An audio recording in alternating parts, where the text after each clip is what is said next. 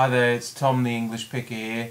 Sorry I haven't done a video in a while. I've been up to my eyeballs in new ventures. Just thought I'd update you all with what... Always nice.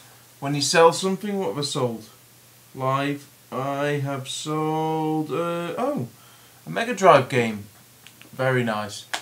So, caught live there on camera. All good. So, what I've been up to is... I lost my train of thought now. Twofold things that I've been up to. Well, along with the usual eBay, Amazon, that sort of thing. And buying a lot, which will be a follow-up video after this showing a load of goodies. I'll give you some little teasers here.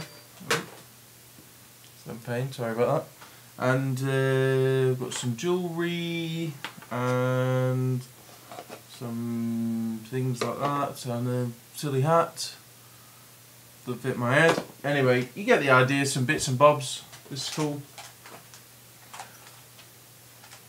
So, yeah, doing those bits. But the main two things I've been up to are I've taken on a greater share in an antique centre that I was in. Before, I was renting a cabinet, and it was your typical IKEA glass cabinet with sort of 4 shelves, and it was £40 a month. And I've got one there and one at another antique centre.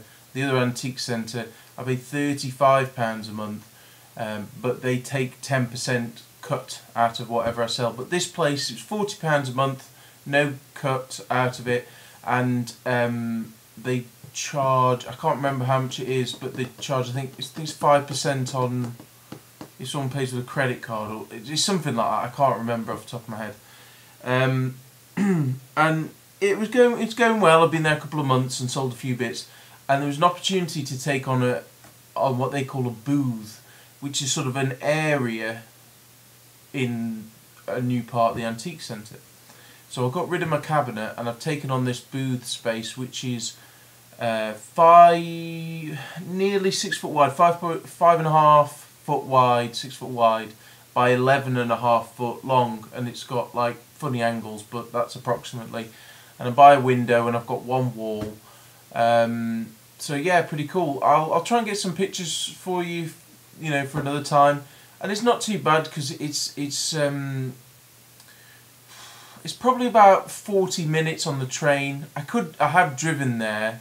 It takes longer, but it's quite nice to get the train there because the train station's not too far away from it, so I can just go and update stuff. So, bit more of an investment. It's £100 a month, but what I've actually done is I've bought 3 IKEA cabinets and I've put those in my space. So I've effectively tripled. I mean, they've taken up half of one side, so they've taken up about a quarter of the space, and then the rest of the space I put IKEA shelving in, which I wasn't fond of doing, but it looks okay. I put IKEA shelving in the other side, and I've got all sorts of bric-a-brac and fragile items which I do sell on eBay, but these are lower than £10 price, so it's really not worth selling them on eBay because they're going to get broken. So we shall see. So I mean, you know, 3 cabinets, that's, you know, that's cheaper. It's better value for money essentially. So I'm going to try it out for 6 months. It really is. I've got to be on the ball though and constantly refreshing the stock, and I can't just leave it to stagnate. I've got to be going there once a week really to refresh everything. The other cabinet I'm thinking of getting rid of because it really just breaks even every month, and I'm not in this business to break even really. So, well, not at all. And then the next big thing I've done, it's a bit of a risk, but I took a page out of Nick Hill's handbook, and he's certainly taking much more of a risk than myself. But I decided, you know, bit of a risk, and don't know if you guys know, but my background is as a maker. I'm very much a practical person, and I make furniture, homeware items, things like that. And I did start off doing that as a business, but the realities of it post-recession meant that people hadn't got the disposable income to divulge on such luxuries. But since the economy, falsely or not, is coming back somewhat, it seems that those type of things are selling again. And I've still got the facilities to make them, all the equipment and things like that. Maybe not the big scale stuff like I used to, but certainly the small to medium stuff and homewares and stuff. And also with my access to antiques and things like that and mid-century modern. There was an opportunity that came up, and it was a shop that sells, they sell industrial lighting, they sell giftware. They've been established for a couple of years, and they sell reclaimed kind of recycled stuff, which is kind of up my street. And they had a space available. It's 12 foot by 6.5 foot. It's expensive though. Well, I think of it, it's expensive anyway. It's £50 a week, so you know it's 200 and something pounds a month. Plus £15 for the electricity, which is just the lights. They don't take a cut though. Oh, I forgot to say, with the antique centre, they take 10% as well. They've introduced that now, so they lowered the rent and added 10%, which I quite like, because it means they've got skin in the game, which means that they want to sell you stuff. Whereas this place, it's not antiques, it's stuff you've made, it's kind of Etsy, it's like Etsy, stuff you've made, stuff you've recycled, or stuff you've, you know, enhanced somehow.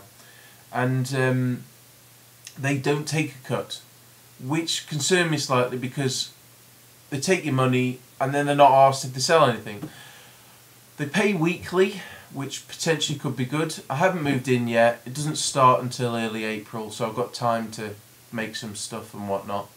But yeah, we shall see. I'm taking on that space, and fingers crossed. And then hopefully that can be another avenue. So while I'm sitting here listing on Amazon, my booth selling stuff, the other antique centre selling stuff, Amazon selling stuff, eBay selling stuff, and then this new place is selling stuff. So it's multiplying your time up. I think that is something I've realised recently, that you have to pay for other people, because I don't want to pay to get an employee or deal with all that paperwork, which I probably should. For me, it's easier to pay companies like Amazon and stuff like that to send out products and to do the work for me, per se. And for me, that frees up my time. So it's been a revelation for me the last 6 months. Friends and family have noticed the difference in me. And it all started off really joining Amazon, to be honest. And it's meant, it just flicked a switch in my head. It wasn't necessarily that selling on Amazon has freed up my time, it's not that. But it flicked a switch in my head. And also watching videos such as Nick's and loads of other people, Gil Money, all those kind of ones, has really helped me, you know, not just think, oh God, I've got to sit down and I've got to list all these auctions on eBay, sod that, buy it now, do this, and you can front load the work and then it sells over time. And I have much more free time. I can go out and see my friends. I can just go out and just enjoy buying stuff from the charity shops and not have that unrelenting pressure that on me. So that's what I've been up to. So apologies if I haven't had time to do some videos. Me and Nick are going to try and do some more videos soon as well, which will be great. And go over to Nick's new website as well. Some good stuff there. I myself will be coming out with a website at some point soon. Just more along the lines of ranting website. The things that piss Tom off about eBay and picking website, I think it'll be called something like that. It'll include some images of great listings that I've come across which are terrible. So, you know, listings for sort of like a gold bangle and the picture is somebody's holiday snaps because they've uploaded the wrong picture, or somebody who's selling something and they've left the original price sticker on it, what they paid for it. So that'll be coming soon. But go over, check out Nick's new site, check out his Facebook page as well, that's all good. And also while you're on Facebook, look for me. Look for Tom the English Picker. I'm on there. And yeah, so there'll be more videos coming soon. See you later.